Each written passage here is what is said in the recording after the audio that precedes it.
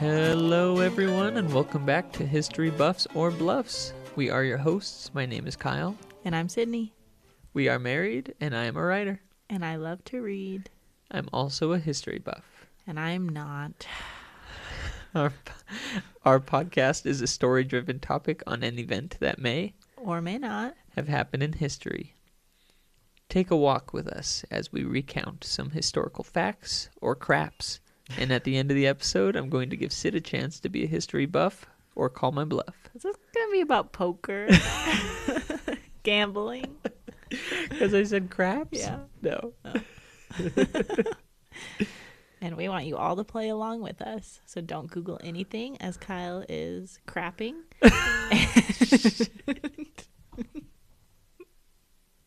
See if you can guess it right.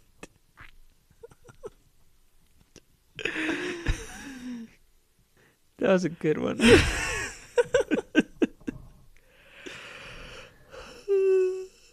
I'm so tired today. You're going to be able to pull through?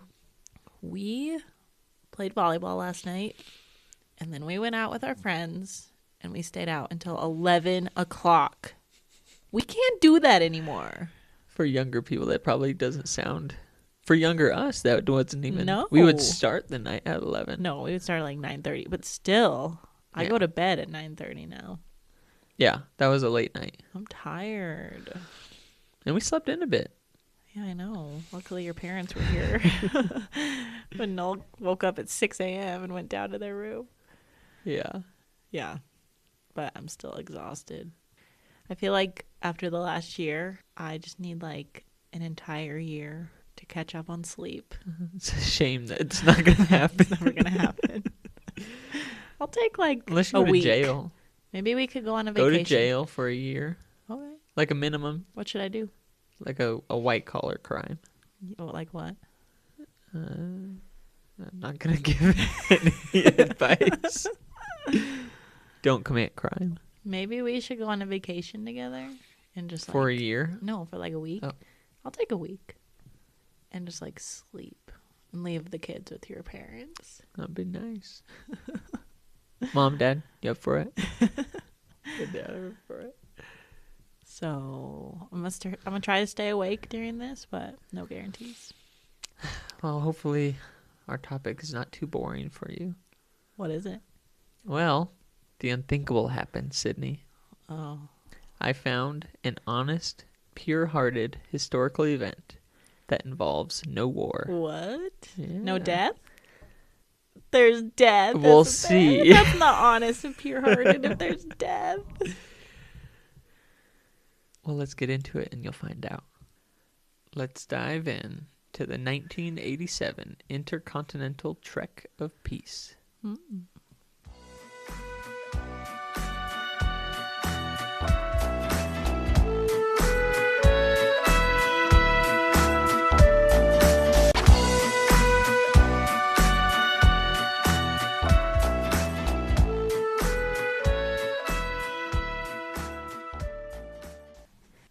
How far would you walk for peace?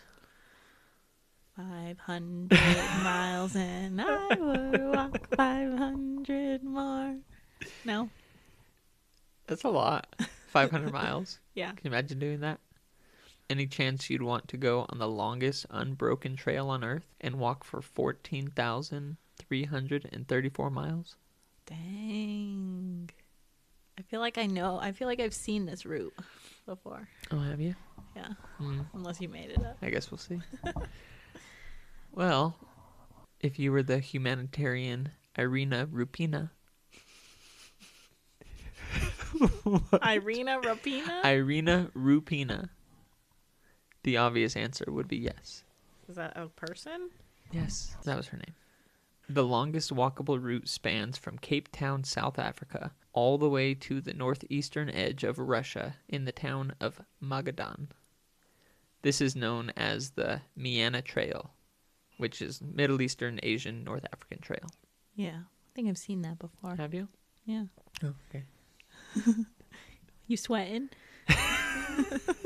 No, it's real. It crosses 13 different countries, 2 continents, and would take almost 3 years to complete. The 13 countries are South Africa, Botswana, Zambia, Tanzania, Uganda, Sudan, Egypt, Jordan, Syria, Turkey, Georgia, and Russia. Dang. The remarkable thing about this trail is that you can actually walk the entire thing. You don't need to take a ferry or a boat at any point. Certain areas where you come to the water is connected by bridges. That's cool. Mm-hmm. However, walking this would not only be a logistical nightmare, needing communication and authority from all these different nations, many of which were currently at war with one another, but you also had many different environmental dangers. Animals, different types of weather, and major altitude changes. Oh, man. Probably some bugs, too. Lots of bugs. Africa I hate is bugs. nothing but bugs. No. And elephants. Giraffes. Giant rhinoceroses. Giant animals that can stomp you, yes. Leave you alone. We see enough people. We should go on a safari someday. I'll send you a video of an elephant stomping someone. What? I don't want to watch that. Well, yeah, that's why I don't want to go. No, that'd be cool. Many people, when hearing about this trail, thought, who cares? But Irina Rupena was one of a select few who looked at this and thought, what a great idea. You see, in 1985, the Cold War was nearing its end. In 85? Mm-hmm. When did it start? Like right after World War One, World War Two. In the 50s. Uh-huh. The Cold War was 30 I think it was years? 47. I think 47 is when it started. The Cold War was like 30 years? 40. 40 years? Yeah. I didn't know that. The Cold War didn't end until 1991, when I was born. Oh, happy birthday. I ended the Cold War. Good job. Or did Irina Rupena? Oh, Because she's the peace lady. I guess we'll see.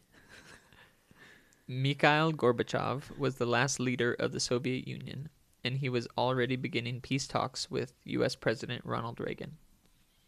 Peace among nations. Among. Why do you talk like that? Among. You can't. Among? Do you want to say that? Among. Do you want to say that line? Peace among nations. Peace among nations. Is that better? Yes. It was something no one thought possible. For years, no, decades, people feared global annihilation. Mutually assured destruction, as the politicians called it. No one thought they would live to see an end to the tension, but it was beginning to show its cracks. The world was taking that first breath of a sigh of relief, and Irina believed this could be a way to expand that breath into a roar of peace across the globe. Wow. She believed if a team of humanitarian aid workers began a peaceful trek through the nations, giving aid to areas in need, showing the world that we as a whole could work together to help people, that maybe they could all begin to heal together. And maybe wars wouldn't span across these countries anymore. It was a hopeful dream, but it was one Irina believed in. That's so nice. We need more people like Irina. Irina was a humanitarian and a member of the Slovenian Red Cross. While not in the immediate vicinity of the Soviet Union, she still grew up in a time of terror and uncertainty. She saw neighbors turn on each other, believing the others were spies. She too had nightmares every night that the US and Soviet Union decided to finally launch nuclear weapons. She didn't... Sounds like today. Just not the Soviets. She didn't want her future children to live in a world like that. Same. Maybe that's why she was so sure of her plan to walk the world's longest trail in a show of peace. Now, the MEANA Trail wasn't new information. It was first used back in 1885, exactly 100 years earlier during the scramble for Africa. We learned about that. Yeah, I remember that. Episode 4. That's right. Go listen if you have not listened yet. This trail was one of the many trails throughout the eastern side of Africa, but it didn't stop there. As I said, it joined with the Middle East by way of the Suez Canal. It took some time for them to properly map it all and connect the trailways, as some of these trails passed through small towns, But Irina and others in the Red Cross discovered that it continued up through Georgia and into the Soviet Union. Now they were really curious just how far it went. The International Committee of the Red Cross had ways of communicating with those on the eastern side of the Berlin Wall, including way into the heart of the Soviet Union. Near the end of the Cold War, they were in a partnership with the Soviet Red Cross, often meeting together and helping each other in humanitarian aid throughout the world. Queries were sent to them about the trail in question, and Irina's superiors passed along the idea that she had brought up to them. It took a few months for them to get back, but they told them just how far the trail was recorded as going, nearly all the way through Russia, stopping in the port town of Magadan. This was incredible information, and just what Irina and the Red Cross needed. A request was sent to the head of the ICRC, Alexandre Hay. What is ICRC? The International Committee of Red Cross. Take that out. This too took months, but approval was finally given and a name was put to the plan, the Intercontinental Trek of Peace. Media in every country that had a Red Cross were notified. Governments and embassies were called. The most difficult and time-consuming part of this idea was about to take place. They needed approval from all 13 countries. Was she going to go by herself? Or was she going to Forrest Gump it and people were going to join? No, they were going to get a team. How big? I'll get to it. Oh, okay. They already had the Soviet Union, Gorbachev and Reagan helping some of the smaller nations get on board in the first months. However, this would take years to organize. From what I found, all 13 countries agreed to take part in this trek, or at the very least, allow for safe passage for the aid workers. A lot of the towns and villages that the workers would pass through would be very poor and in need of health care or treating injured civilians from past wars. Is that what they were going to do? Yeah. That's so nice. Oh my gosh. Oh my gosh. Yeah. It's so nice. Yeah. Is this story going to make me cry? I guess we'll see. I think it could. But everyone could agree on one thing. This was a just mission, an inspiring cause, and I think every nation had the same hope since the Cold War was looking to be nearing its end. We need something like this today. Yeah. There's too much tension everywhere. You want to be the new Irina? Yeah. Sidrina. Coke and Pina. Oh my gosh. Don't say that. I'm keeping that. Don't keep that. I'm It keeping sounds like When Irina was told that the mission was a go, she was elated. Wait, what ethnicity was she? Slovenian. That's right. She asked her supervisor when they would be leaving. Maybe it was wrong of her to assume that she would join it, but it was her idea. Even still, she was shocked to hear that she wasn't chosen for the trek. What? It was her idea. I know. What the heck? From what I gathered, That's messed up. From what I gathered, there was a bit of politics in it. Of course there was. Because we can't ever just have good things. There always has to be somebody who ruins everything. Now, they weren't trying Trump. to... Benjamin Netanyahu. Now... Vladimir Putin. Kim Jong-un. They weren't trying to ruin it, but there were some well-known humanitarians at the time, some that the public at large would recognize more. So what? And they... Sydney. It was her idea. I know. You're getting angry. I'm ragey right now. You are. You're just frowning.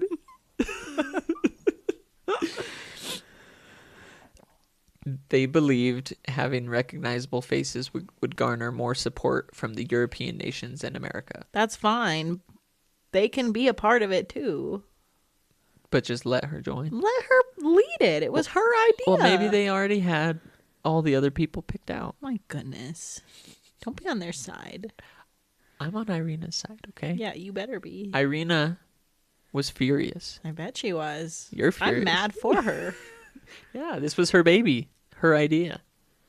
If anyone earned the spot to go, it was her. But the head of the Red Cross didn't see it like that. Now, many prominent humanitarians and activists were sought for the team.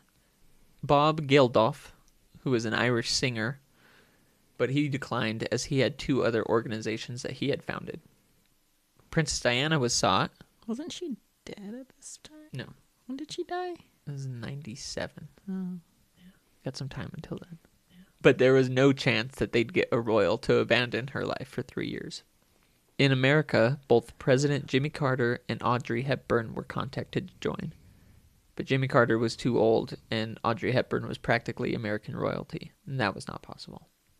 And they did get a man named Denis Mukwege, who later became a Congolese doctor. Wow. That's a name. Yeah. But he agreed to join the mission before finishing his studies. As more doctors and nurses and activists from around the world involved in the Red Cross joined, Irina began to lose hope that she would get a spot on the trek that she came up with. However, as she was telling her coworker, Anton Dolenk, all about her frustrations, she found an ally. Oh. Anton told her that he had been given the opportunity to partake in the mission. Wait, where is he from? Slovenia as well. Oh. They worked together, the Red Cross. Okay, sorry. I think I zoned out. Okay. Do I need to repeat anything? Maybe. Maybe just that part. The whole thing? No. Okay. Just keep going. He never knew that she was the one who originally came up with the idea. And frankly, Anton was just as furious as Irina. Yeah, Anton. He grabbed her by the hand and dragged her to their superior's office. He refused to leave until she was given his position on the team. Of course a man's got to do it. Of course a man's got to convince them. This is the 80s, Sid. Okay? Still happens today. Irina was touched. So angry today. All ragey. Irina was touched, still frustrated that it came to this, but Anton stood up for her. That's a nice at least. He said she had every right to go on this trek. Now, she wasn't a doctor or a nurse, but she had helped both in many different aid efforts, and Anton said that she would be vital to the completion of the mission. Sorry. Jeez. It's late. It is. Not only that, but she was young and fit and could handle the long walk. Mind you, this mission was daunting. It was going to take years, and it would be a grueling walk over 14,000 miles, like I said. They'd traverse hundreds of miles at a time, on foot, stopping only in small villages, at which point they'd tend to sick and injured people. So there'd be no rest. Wow. Still, Irina... It's amazing. I know. It's so nice. You're going to have streaks going down your face by the end. Still, Irina couldn't imagine herself not going, and it was nice to see that someone else thought that as well. Their supervisor, someone who was not partaking in the trek, reluctantly agreed to allow her to join. To Irina's surprise and delight, Anton did not get removed from the mission, so he would join her on their trek for peace. Are they gonna hook up? Are they gonna hook up? Guess we'll see. Maybe some sparks. Sounds like a budding romance, in my opinion. Yeah. Some sparks. Ooh, a spark. After 2 years of planning, communicating, and setting up proper documentation and supplies for the aid workers, it was finally time to begin. There were a total of 18 people joining. Doctors and nurses from all over the world, including America and the Soviet Union. 3 hunters were hired, men who knew the 3 different geographical land masses that they would be traversing, each taking a turn to lead the others to provide food while respecting the people and ecosystem of each area. There were also 2 world-renowned photographers to capture it all, James Nachtwey and Catherine Leroy. That's so cool. I would totally be a photographer for something like this. For 3 years, a 3-year trek. I mean, that would be really hard, Yeah. but imagine all the amazing pictures you would get. It would be really cool. Now, both of them were recognized for their involvement in photographing multiple conflicts across the globe. The idea to include war photographers to capture the beauty of humanity was a deliberate choice, meant to counter the brutality of battle in a similar manner. Wow. Should do something like that today. I know. No, it was crucial that the American and Soviet Union participants were seen as the face of the mission, which was fine with Irina. She didn't need to be in the spotlight. It was just a dream of hers to be here, to be a part of the team. Human being. Not doing it for any selfish reasons. Just to be there, Just to experience it, heart.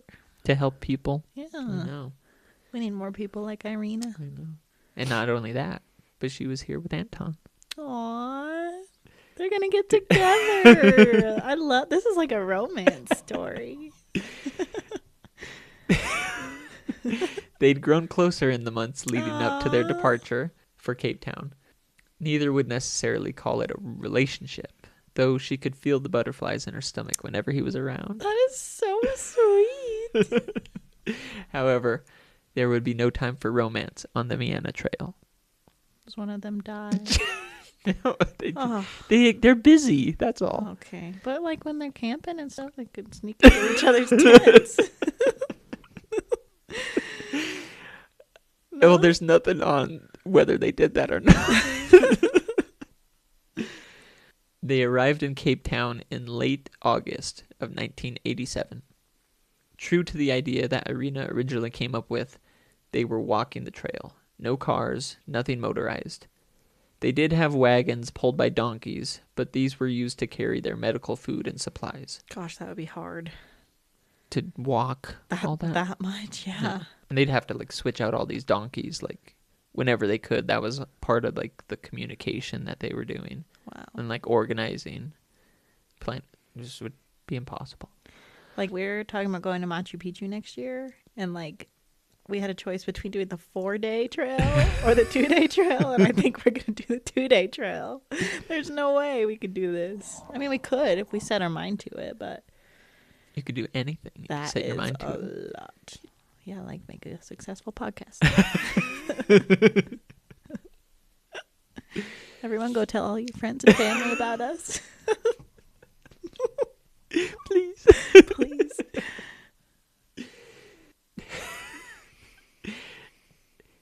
"18 people traveling over thousands of miles were going to need a lot, but so did the needy people of the villages they would be visiting. And that was the ultimate goal of this, to help people, to heal those less fortunate. Oh my gosh. Even so, this would be no walk in the park. In the years leading up to their departure, Irina and Anton and all the others in the group had been aggressively training for the grueling trek.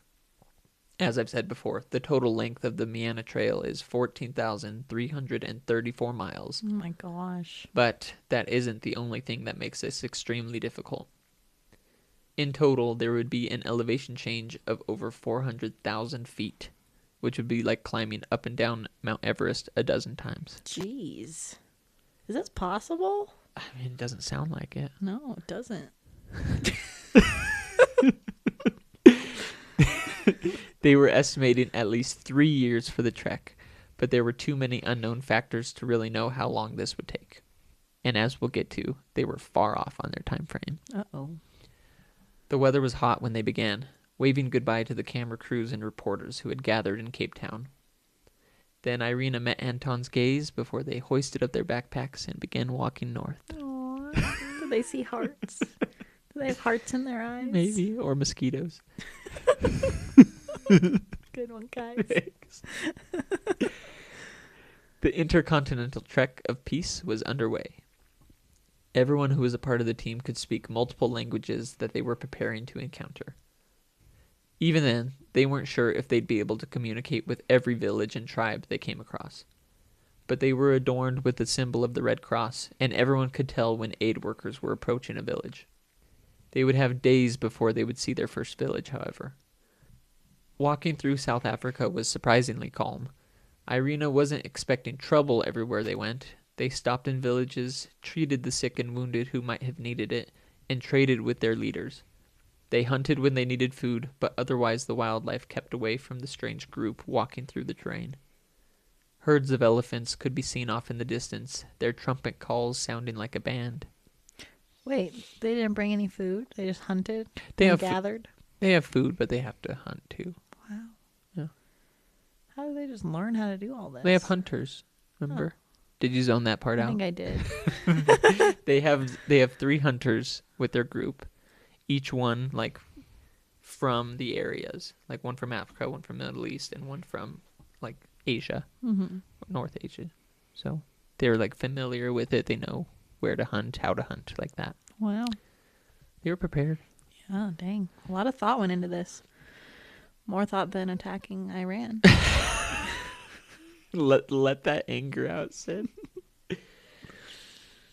Many times they passed separate prides of lions, usually hunting on their own or resting in the shade. Really scary. I know. I would be so scared. But the animal they had to be most cautious around were the herds of African buffalo, who the natives referred to as Black Death. They are very territorial and known to charge at people. Many times the team would come across a herd of these massive beasts, most ranging between 1 and 2,000 pounds. Oh my gosh. They would have to stop and wait for the herd to move before they could continue. Besides the animals, the insects were absolutely abhorrent. Ugh. Malaria was a well-documented disease, and the first vaccine for it was developed for this very mission. Really? Mm-hmm. Really? Yeah. The first vaccine for malaria was developed in 1987. The team took a risk in being the first guinea pigs for this vaccine in people, but so far it had been effective. It didn't keep the bugs from biting them, but they were able to remain in good health for the first 6 months at least. Oh no. Is that a foreshadow? That's a foreshadow. This was such a good story, and now you're going to make it all sad. They had made it to the border of Tanzania and Uganda, right along Lake Victoria, when illness halted the entire team. One of the hunters, 2 doctors, a nurse, and the photographer James Noctway became seriously sick. With what? Malaria? No, it was just something that was passing through. It didn't really specify. They were forced to set up camp. The closest civilization was the town of Mutukula. What? Which sat directly on the border of the 2 countries.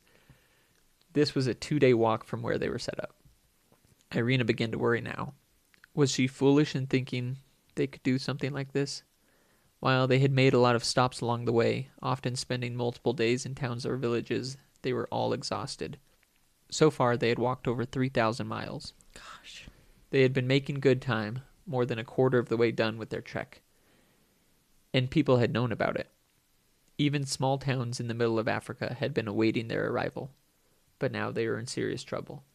If they couldn't overcome the sickness in their camp, they may be forced to give up on the mission. Ugh. If they couldn't walk the earth for peace, would it cause nations to turn away from it? Would they turn back towards violence, towards war? I mean, I don't think this is going to solve violence and war. It's a great idea and all, but it's not going to do anything. Yeah, I mean, it didn't. Because there's still war.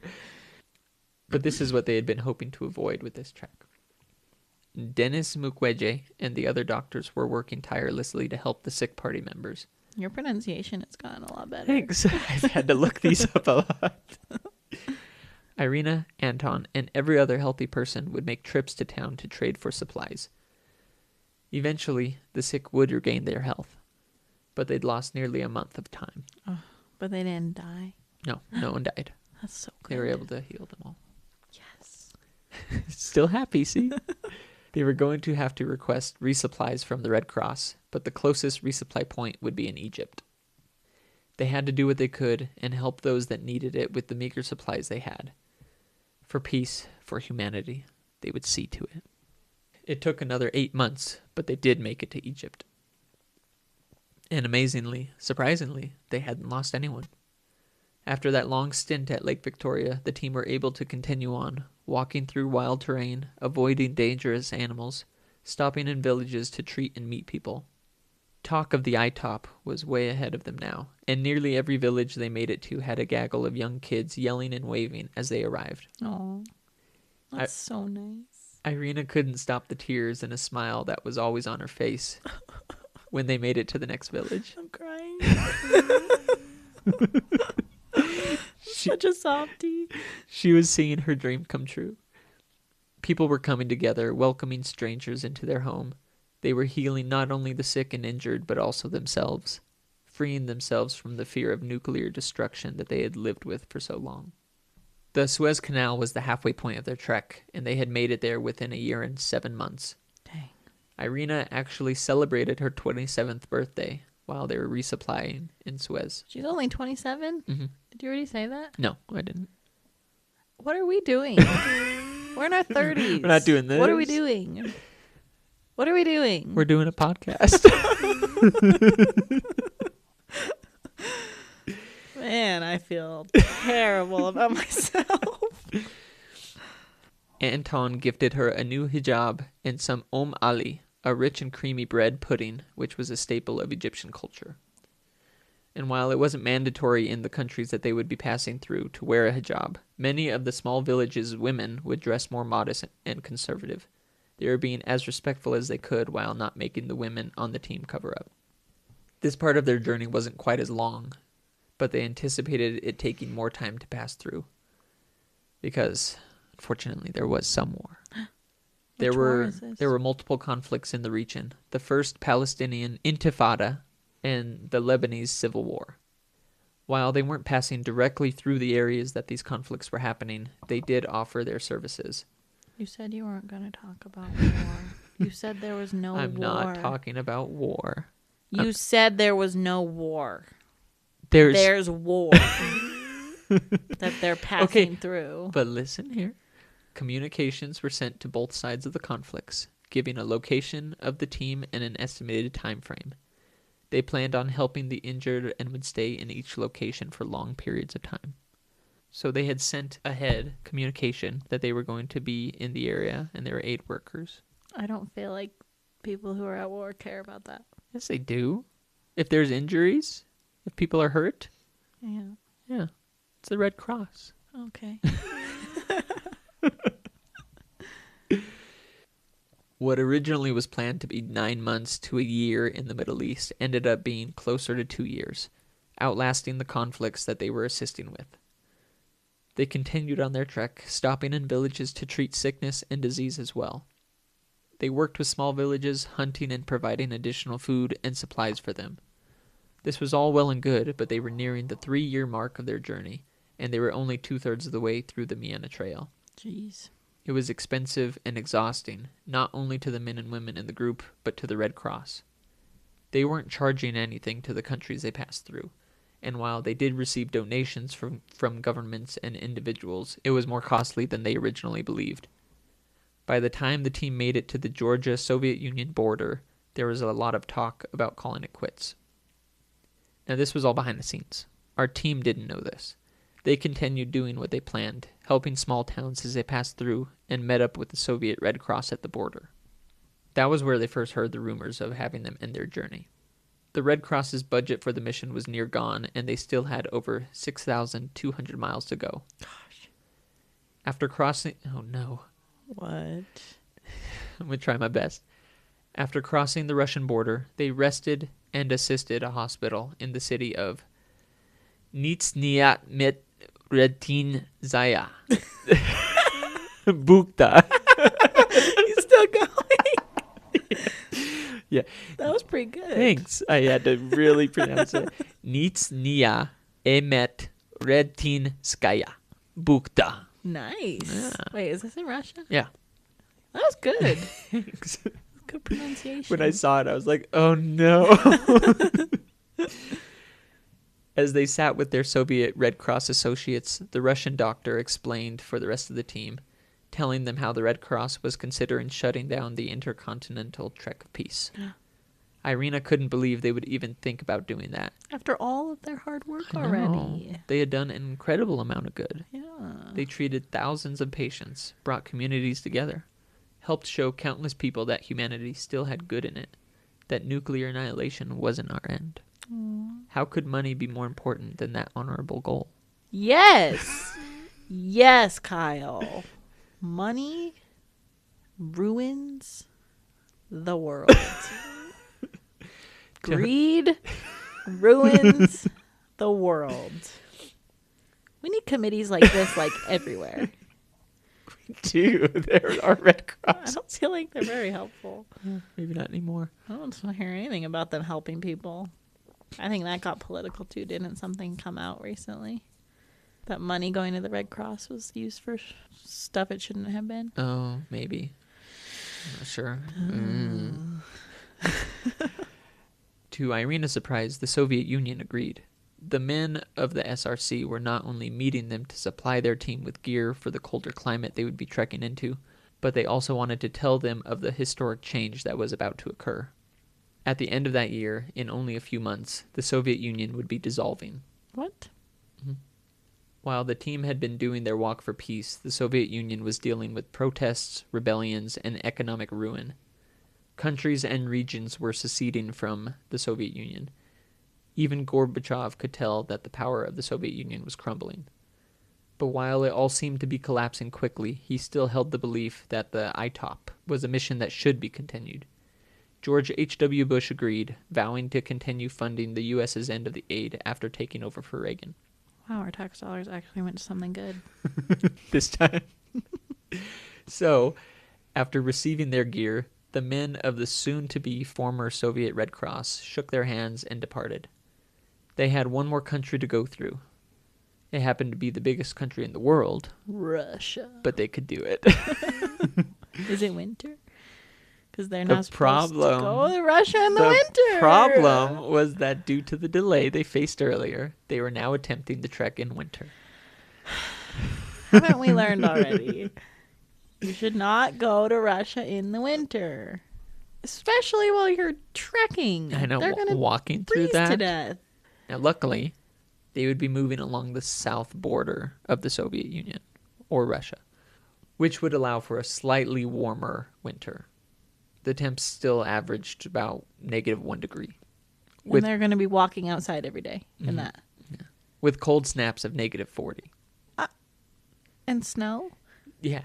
Now, when this happens, they would hunker down somewhere. They would stay in a small town longer than they were probably planning. Wow. Helping when they can and stuff. But Gosh, that would suck. yeah. So you still want to do something like this? No. I'm all talk. Hold on. I would do it if I could just follow them with my car.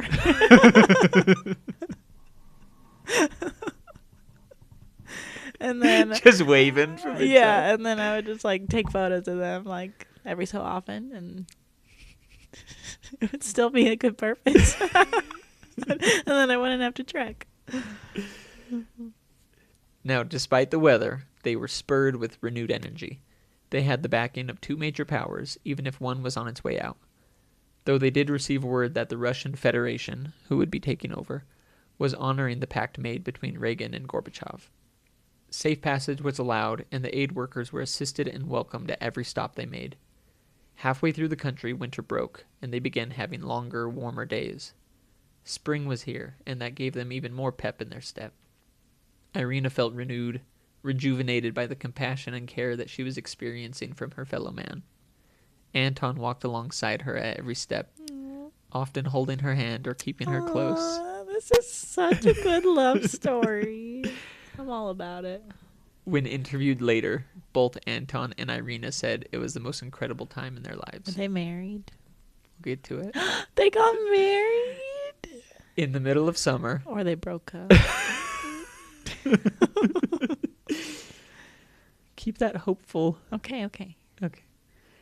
In the middle of summer, 1992, 4.5 years after beginning their incredible Intercontinental Trek of Peace, they began their final day's walk from Sokol to Magadan, arriving late that afternoon. They did it? They did it. Wow, this is inspiring.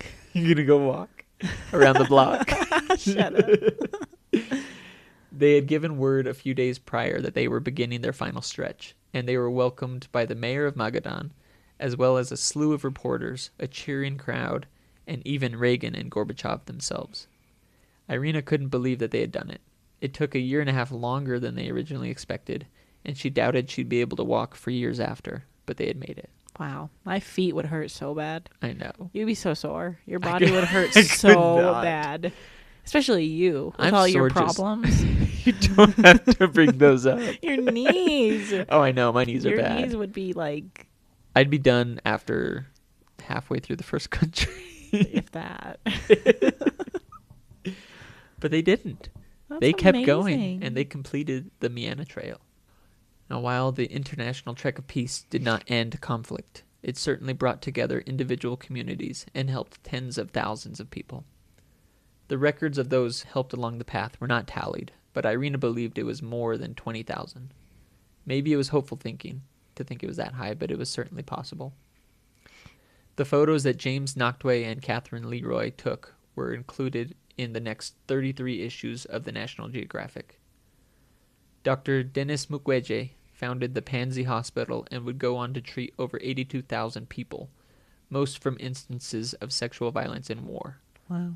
He would go on to receive over a dozen awards, including the Nobel Peace Prize.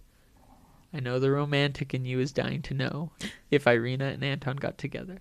Of course they did. After all that, they can't just not. Yeah, you're right. Yeah. The answer is yes. They married and continued their work with the Slovenian Red Cross. Wow. What a love story. Irina eventually wrote a memoir of her time as well. It's titled The MEANA Trail, Humanity's Walk for Peace. The Intercontinental Trek of Peace was a daunting, grueling, overly expensive, and at the end of the day, truly unifying event in history. Terrible atrocities and wars would come again, but for a brief time, along a stretch of 13 countries, humanity's good side won out and pushed aside the evil that so often takes over.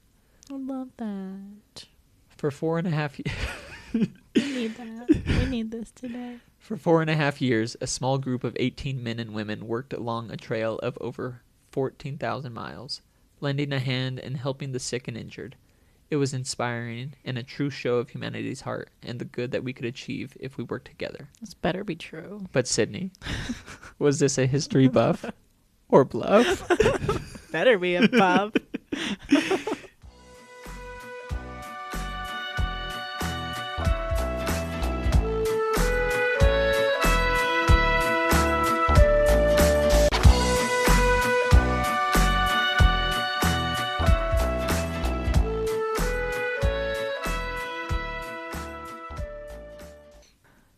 That was such a nice story. Oh my gosh. I'm surprised you didn't cry. I teared up a little bit at some points. That was so nice. It sounded very real. Like there was a lot to that sounded real. Yeah. There wasn't really anything that sounded not real. I think it was true. Final answer? I don't know. Yeah. I made it up. What? That was so convincing. Dang it. I was going to guess made up this time because you've done so many true ones. But then I was like, I think he thinks I'm going to guess made up. So he's going to do true. But also that sounded so real. You had like all of these facts and all of these names. And really good pronunciation for everything. I worked really hard on the pronunciation. How the heck did you come up with that? And also, I'm really mad at you because I was like, this is such a nice story. But I should have known. Everything sucks in this world. Nobody wants to do anything just for the good of doing things. Sorry, wow, sorry I to suck at this. sorry to bring you down. I think I've got like the last one, like 4 wrong. Only 3.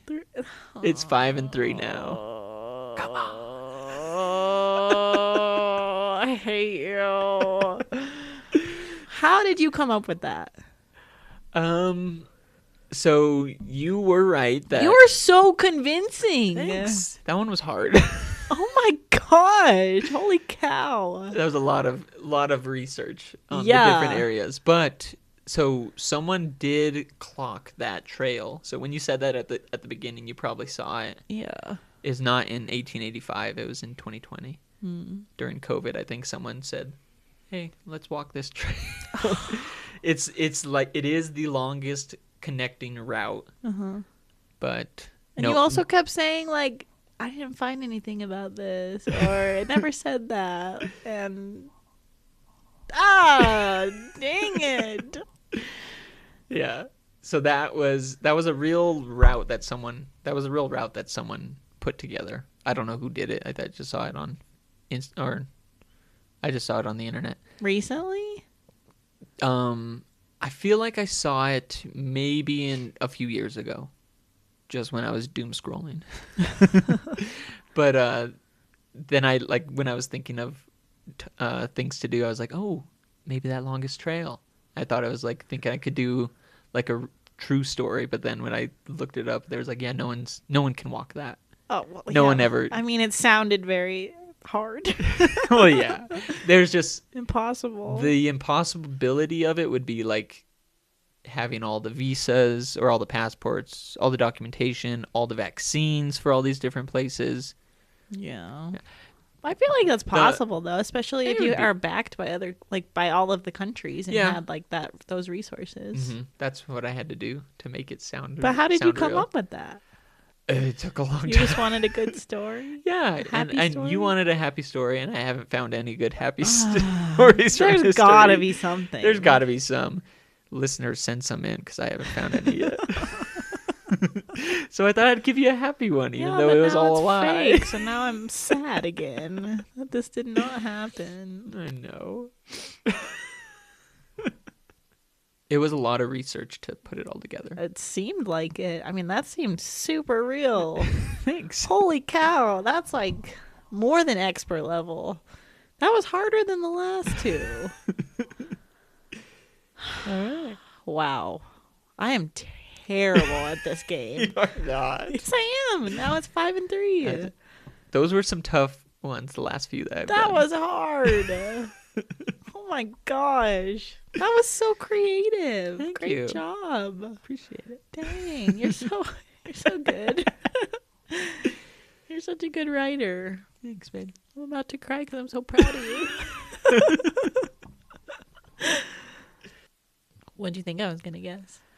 At the beginning when you said, I've heard of this, I was like, uh-oh. I was like, maybe she's going to call it. But yeah, I did throw a lot in there. That was a lot, and it all sounded so real. And like all of the names of people and... Some of the people were real. Well, yeah, George H.W. Bush is real. Yeah. Dang. Were the photographers real? The photographers were real. Those were two real photographers at the time. Denis Mukwege was real. Obviously, Reagan and Gorbachev were real. But Irina and Anton were not real. Dang it. Loved their story. I knew I'd get you with the romance. Rupena. Dang it. Oh, man. I can't believe you came up with that. That was really good. Holy cow. They should make a movie like that. Hello, producers of the world. Directors, filmmakers. We got an idea. We got a really good idea. Should we trademark this episode? Yeah, TM. Pending. iTop. iTop. Pending. Is that what it is? Yeah, iTop.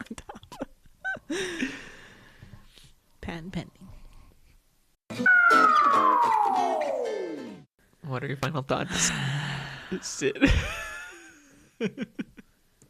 You know, I can't even be mad at myself. That was very convincing. No, that was... I think a lot of people are going to get that one wrong. Yeah. Yeah. I put a lot of work into that one. That was good. Good job. Thank you. Wow. Yeah, you can't be mad at yourself. I can't be mad at myself. You're being hopeful. Yeah. That's my downfall. You wanted to see the good. That's my fault. I thought you were going to say that. I thought you were going to be like, but this couldn't happen. I know. There would be no good. I was hoping that there would be something good like this. Maybe there is. I'm sure there is. I mean, there's lots of humanitarian work that's been done. But isn't it all corrupt? I mean, I hope not. Maybe I'll find a real one. Now I'm even more hopeless for this world. I need to get off social media. Yeah. But if you are on social media, follow us at History Buffs or Bluffs Pod. Seriously, we have some really funny videos, so We think they're funny at least. I think they're hilarious. I don't know why we're not getting more follows and likes. Dang it. Is this episode your most proud one? You're most proud of this episode? Yeah, I think so. That was a really good story. It all came together well. Yeah. I was worried. I thought you'd be like, I thought you would ask a lot more questions, like, why are they doing this? How did they do that? But I mean, just the way that you I put it together, it sounded like jumped, legit. Yeah, I jumped around a lot because it was getting pretty long, but so I had to jump like months ahead in their treks. But That's fine. yeah, I didn't want to go country by country. Yeah, that would have been boring. Glad we're not boring. I was already struggling to stay awake. let's There go were to a few bed. times I was just like zoning. Let's go to bed. Okay. All right, everyone. That's another episode. We hope you enjoyed it. Make sure to subscribe wherever you get your podcasts and follow us on Instagram, like Sydney said, at History Buffs or Bluffs Pod. And if you know of an obscure or crazy event in history that you'd like to hear, you can email it to Kyle at historybuffsorbluffs@gmail.com. Or if you have an idea of a wild, believable, but fake story, reach out as well, and I may write it. Thanks for joining us again. Tune in next week for another episode and help me find out if it'll be a history buff Or bluff. Have a good week.